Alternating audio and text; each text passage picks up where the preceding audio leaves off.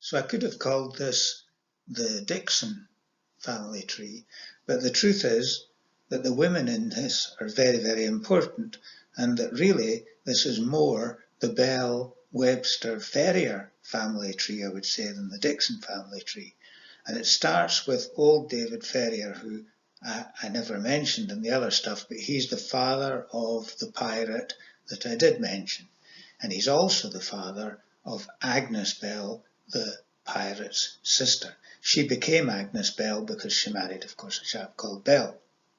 So David Ferrier had as his daughter Webster Ferrier. She married Thomas Webster and therefore became this strange name, Webster Webster. Meanwhile, old David Ferrier's daughter, Agnes, having married a chap called Bell, had a child called Jess Bell, who married Alex Smith and became Jess Smith. So Jess Bell and Webster Ferrier, that's Jess Smith and Webster Webster, were cousins.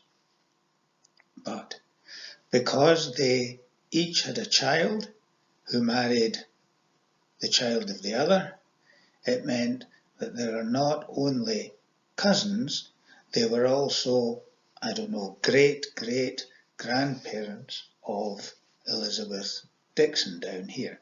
So Jess Bell, having married Alex Smith, had Jane Smith. Webster Ferrier, having married Thomas Webster, had Robert Webster, who was known as, seems as Carver Robbie.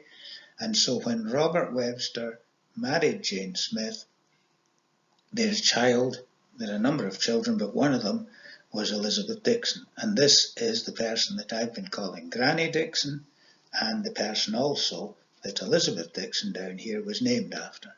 So Elizabeth Dixon here, Granny Dixon, then had James Dixon, who was the chap that was in the trawlers and then in minesweepers during the Second World War, and James Dixon had Elizabeth Dixon, who became Elizabeth McCrae.